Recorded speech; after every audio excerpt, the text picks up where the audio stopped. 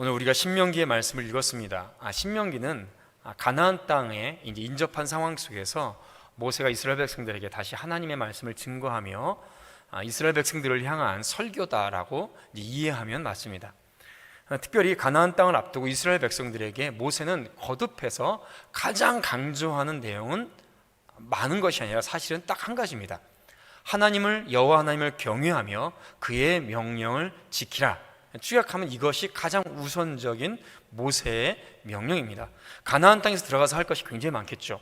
땅을 분배받았으니 분배받은 땅에 이민족들을, 그 가나안 땅에 있는 모든 것들을 진멸해야 됩니다. 전쟁을 치러야 되고, 또 그 땅에서 정착하고 살려면 집도 지어야 되고 농사도 지어야 되고 결혼해서 자녀도 낳아야 되고 할 것들이 굉장히 많이 있습니다. 그 많은 일들 중에서 모세는 이스라엘 백성들에게 항상 우선적으로 강조하면서 하는 말씀이 뭐냐면 여호와를 경외하며 그 명령을 지키라라는 것입니다. 오늘도 8장 서두에 시작하면서 모세는 이스라엘 백성들이 이렇게 말씀하십니다. 내가 오늘 명하는 모든 명령을 너희는 지켜 행하라. 항상 이 말씀으로 시작되고 이 말씀으로 또 중간이 본문이고 또 맨 마지막도 결론도 역시 이겁니다. 오늘 본문도 그 연속성상에 있습니다. 특히 본문에서 모세는 백성들로 하여금 가나안 땅에 들어가서 더욱 하나님을 의지하고 하나님의 말씀에 순종하도록 하기 위해서 지난 광야 40년 동안에 백성들이 하나님께 받은 그 풍성한 은혜를 반드시 기억하라 라고 하면서 하나님을 경외하고 하나님의 명령을 지켜 행하라 라고 말씀하고 있습니다. 애굽에서 가나안 땅까지 통상 10하루길이면 됩니다. 그럼에도 불구하고 이스라엘 백성들은 무려 40년 가까이 기나긴 세월 동안에 방황한 후에 드디어 가나안 땅을 목전에 두고 있습니다. 이 40년의 세월은 이스라엘 백성들이 하나님께 불순종하고 하나님을 거역했던, 반역했던 결과로 인한 것이죠. 그러나 모세는 오늘 본문 말씀에 있어서 단순히 그러한 반역의 결과나 또는 저주가 아니라 하나님께서 이스라엘 백성들이 하나님의 선택받은 백성답게, 하나님의 은혜 받은 백성답게 살 수 있도록 하기 위해서 하나님의 계획과 하나님의 사랑 가운데 있었음을 말씀하고 있죠. 굉장히 중요한 시간이었다라는 것입니다. 그리고 이스라엘 백성들에게 정말로 필요한 시간이었다라고 모세는 이스라엘 백성들에게 그 광야 40년에 대해서 말씀하고 있죠. 정말로 이 40년 가까운 생활 동안에 많은 일들이 있었습니다. 많은 기적과 이적을 경험했고요. 또 전쟁을 치렀습니다. 또 하나님의 돌보심을 경험하는 그런 기간이었죠. 하나님께서 주시는 만나와 물을 마셨습니다. 하늘에서 알지 못하는 만나를 먹었고 떨어지는 것을 먹었고요. 반석에서 물이 나오는 것을 경험했습니다. 낮에는 구름 기둥으로 밤에는 불 기둥으로 인도함을 받았고요. 강력한 대적들을 물리칠 수 있었죠. 특별히 바산한 옥, 아모리 족속 헤스본 왕 시온 등 이 강력한 가나안 족속과의 싸움을 경험하면서 그들은 하나님의 크신 권능을 경험했습니다. 그러나 이스라엘 백성들은 하나님께 감사하기보다는 오히려 불평불만을 터뜨렸고 더 나아가서 자신들의 영원한 기업인 그 가나안 땅에 대한 꿈, 그 비전들을 잊어버리고 자주 애굽의 노예 생활로 돌아가겠다라는 그런 불신앙의 모습들을 보여줬죠.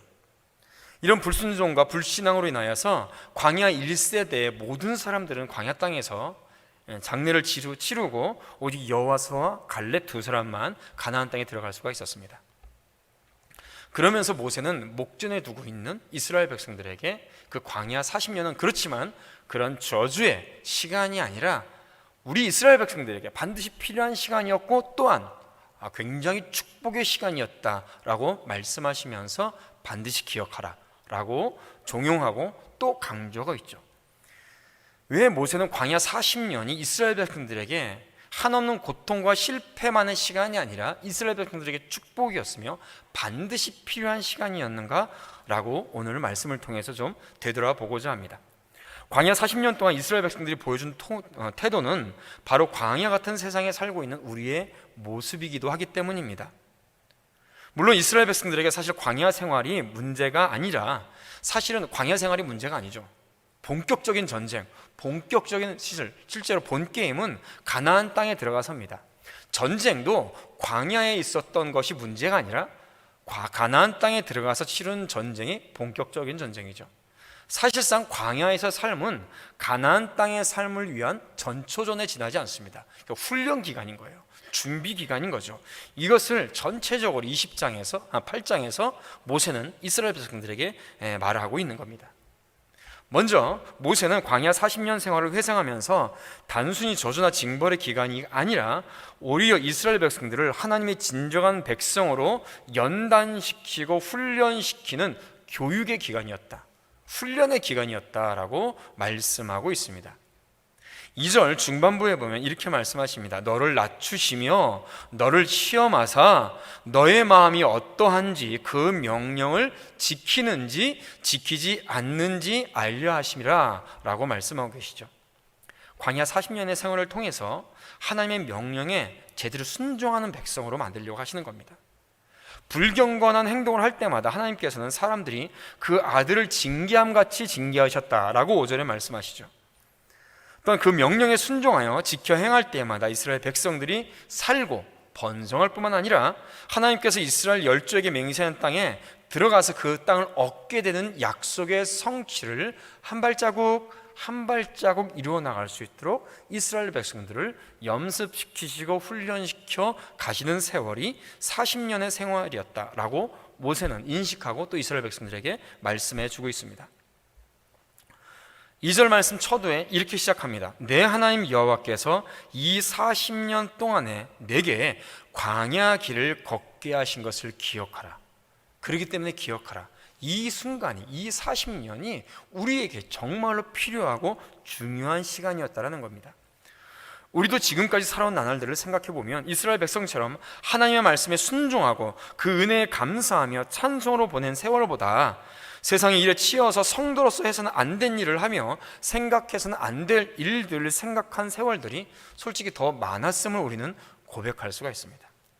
감사와 찬송보다 불평, 불만이 또 함께 성도들을 한 가족이라고 말하면서도 헐뜯는 시간이 많았죠. 어려운 일을 만날 때마다 하나님의 도우심을 먼저 구하기보다는 세상적인 수단을 먼저 동원했습니다. 인간적인 방법으로 문제를 해결하려고 기도하기보다 노심초사했던 모습들이 사실 죄된 우리의 모습이죠.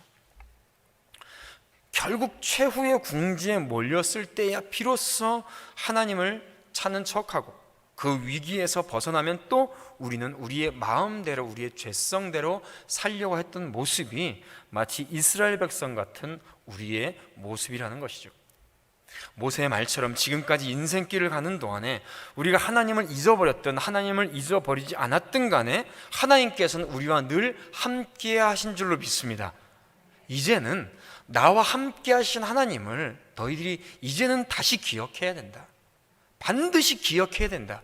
그 땅에 들어가서 잃어버릴 수가 더 많이 있다. 기억해야 된다. 이거를 이스라엘 백성들에게 모세는 계속해서 강조하는 것입니다. 이 40년의 기간은 그냥 연습과 훈련의 기간이었을 뿐이다. 이제 가나안 땅에 들어가서 더 큰 전쟁이, 더 큰 문제가 닥쳐질 터인데 반드시 40년 동안에 있었던 훈련의 기간들을 너희들은 기억해라. 자신의 후세들에게, 광야 2세대들에게 모세는 강조하고 또 강조하고 있는 것이죠. 하나님께서 함께 하심을 기억하시기를 축복합니다. 어떤 어려움이 있을지라도 하나님께서 함께 하시고 그것을 기억하시는 자에게 승리하게 하실 줄로 믿습니다. 또한 모세는 40년 기간이 이스라엘 백성들을 겸손하게 낮아지게 하는 기간이다라고 이렇게 말씀하고 있습니다. 2절 말씀과 또 3절 시작되는 부분, 또 뒤에도 보면 중간중간에 계속해서 첫 서두에 나오는 단어가 있습니다. 그것이 뭐냐면 너를 낮추시며 라는 말씀입니다. 3절에 2절 중간에도 너를 낮추시며, 또 3절 시작 때에도 너를 낮추시고, 또 중간에도 너를 낮추시고, 이렇게 계속해서 말씀하고 계십니다. 이스라엘 백성들이 우리가 얼마나 교만한 존재인지 계속 낮추시기를 바라시는 하나님. 왜냐하면 낮아져야 하나님을 찾고 하나님께 순종하고 하나님 앞에 행복한 삶을 살 수 있기 때문에. 가나안 땅에 들어가면 가나안 땅이 어떤 곳이라고 말씀하고 계십니까? 7절부터 보면 아름다운 땅이고 골짜기든지 산지든지 시내와 분천과 샘이 흐른다라고 7절에 말씀하십니다. 10절 말씀에 보면 그곳에 나는 것들이 많이 있습니다. 밀과 보리, 포도, 무화과, 석류, 감람나무가 지천에 있고 꿀이 흐르는 곳입니다. 10절 말씀에 보면 각종 광물이 넘치고 부족함이 없는 옥토입니다. 그리고 특별히 가나안 땅에 있는 사람들은 이러한 풍족함과 함께 강력한 그리고 풍성한 문화를 이루고 있는 문명국들입니다. 자, 하나님의 은혜로 말미암아 그 땅에서 가나안 땅을 정복하고 그 땅에서 풍요롭게 살고 있었을 때에 교만하지 말아라. 그 모든 것을 주신 분은 누구시라는 것입니까? 여호와 하나님이라시는 것입니다. 모세는 계속해서 걱정하고 이스라엘 백성들에게 너희의 교만함을 깨우치라고 얘기를 하고 있습니다. 14절 말씀해 보면 내 마음이 교만하여 내 하나님 여호와를 잊어버릴까 염려하노라. 또 17절 말씀에도 그러나 내가 마음에 이르기를 내 능력과 내 손의 힘으로 내가 이 재물을 얻었다 말할 것이니라. 모세는 이스라엘 백성들이 얼마나 교만할 것인가 하는 것을 말씀해 주고 있는 거예요. 계속해서 기억해 주고 있는 것입니다. 하나님의 능력과 하나님의 손의 힘으로 말미암아 절대적인 하나님의 은혜로 말미암아 이 모든 것을 얻었음에도 불구하고 이스라엘 백성들은 이건 다 내 능력이야, 내 손이야, 내 수고와 노력으로 이루었어 라고 교만하게 말할 수 있다는 것이죠. 여러분, 할렐루야와 놀렐루야의 차이가 무엇인지 아십니까? 할렐루야와 놀렐루야. 자, 예를 들어서 이겁니다. 제가 이제 신대원 신학대학원 이제 공부를 할 때에 거의 이제 사역을 하면서 공부를 하니까 거의 일주일 중에 한 3일 정도를 제가 밤을 새면서 거의 1년을 공부를 했습니다. 그러면서 이제 감사하게도 합격을 했어요.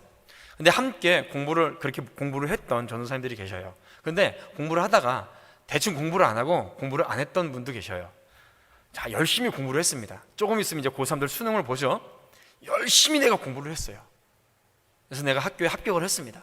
고3들이 정말 열심히 공부해서 막 코피를 흘리면서까지 공부를 했어요.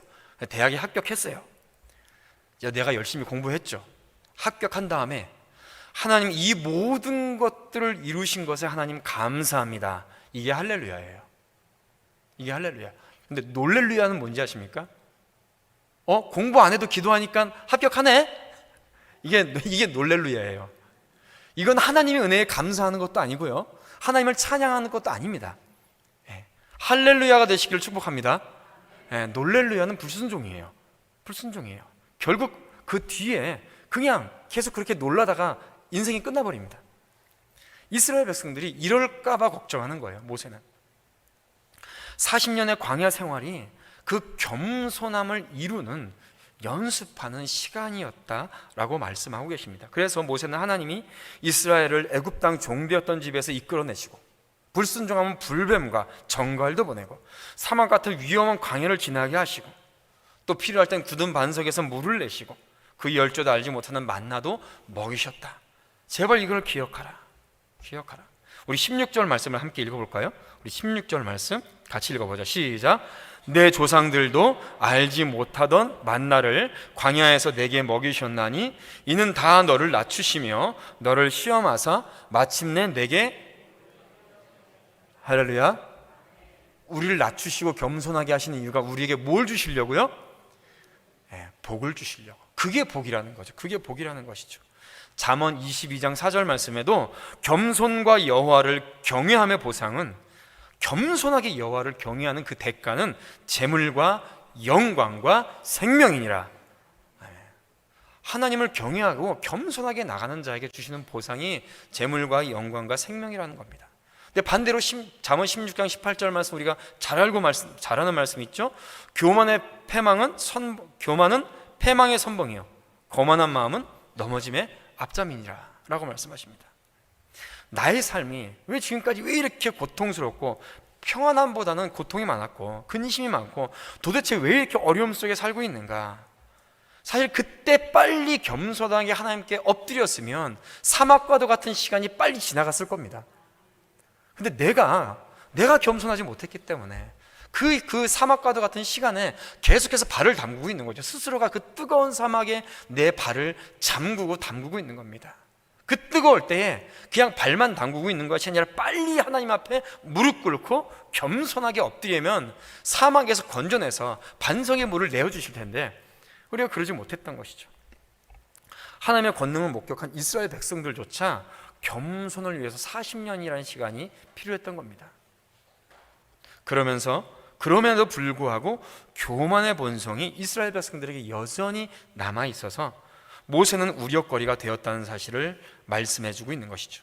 겸손의 훈련이 참 얼마나 어려운가를 말씀해주고 있는 겁니다.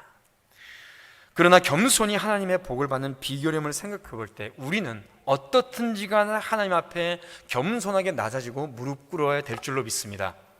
겸손히 복임을 믿으시기를 축복합니다. 마지막으로 이 광야 40년 기간에는 사실상 그 무엇보다도 하나님만을 의지하는 것이 풍요와 모든 문제의 해결점이라는 것을 가르쳐주고 가르쳐주고 기억하게 하시는 것입니다. 이스라엘 백성들이 광야에서 양식을 요구했을 때 하나님께서 그냥 만나를 내려주셨습니다. 물론 만나를 통해서 육의 양식은 해결되었죠. 그러나 그것을 통하여서 더욱더 하나님만을 의지하게, 사람이 떡으로만 사는 것이 아니요 여호와 입에서 나오는 모든 말씀으로 사는 것을 이스라엘 백성들이 깨닫도록 하나님께서는 특별한 역사로 백성들에게 주신 것이죠. 꼭 만나뿐만이 아니더라도 하나님께서는 자신의 입으로 명령하셔서 특별한 것들을 이스라엘 백성들에게 모든 것들을 사실 먹여주셨습니다. 하나님에 의해 먹을 것과 입을 것들이 사실상 광야 생활 동안에 풍족했어요. 이스라엘 백성들의 40년간의 광야 생활이 단순히 빈곤하기만 하거나 허기지기만 한 생활이 아니었습니다. 하나님께 기도하기만 하면 모든 것들이 채워지는 시간이었어요. 하나님께 그냥 의지하기만 하면, 하나님께 의존하기만 하면 하나님께서 다 채워지는 시간이었습니다. 광야 40년 생활 동안에 의복이 헤어지지 않았다라고 얘기합니다. 발이 부르트지 아니었다라고 하나님의 특별한 은혜에 대해서 말씀해 주고 계십니다. 이 모든 것이 하나님께서 이스라엘 백성들에게 주신 것이죠. 광야의 척박한 땅에 씨를 뿌려서 농사를 지을 수도 없을 뿐더러 광야 40년 동안 이스라엘 백성들이 방황하면서 가나안 땅에 들어가는 그 시간 동안에 씨를 뿌리고 농사짓고 걷어갈 시간조차가 없었죠. 적과 싸울 때에 무기를 만들 시간도 없었습니다. 그러니까 하나님 앞에 기도하고 하나님 앞에 무릎 꿇고 의지하기만 하면 하나님께서 그 모든 것들을 해결해 주시는 시간이었어요. 그러면서 이스라엘 백성들이 가나안 땅에 들어가서 누구만 철저히 의지하면서 살아라? 하나님만 철저히 의지하면서 살아야 된다. 사실 가나안 땅에 들어가면 더 큰 문제가 닥칩니다. 광야 사막 동안에는 그냥 좀 아모리 왕 시온이나 이런 특별히 정착된 어떤 군사 지역 외에는 거의 사막은 그냥 도둑들과 같은 그런 군사 행동을 가지고 있는 사람들 뿐이었어요. 가나안 땅에 들어갔을 때 강력한 철기 문화로 국가를 이루고 문명을 이루는 곳은 그 사막 지역에는 별로 없었단 말입니다. 그 지역에 기도만 하면 모든 것들이 이루어지시는 하나님, 그를 경험하는 그들이 가나안 땅에 들어가서 이제 본격적인 전쟁, 본격적인 정복전쟁, 전투를 이루고 그곳에 정착하면서 살아갈 때에 누구만을 의지하면서 살아야 된다?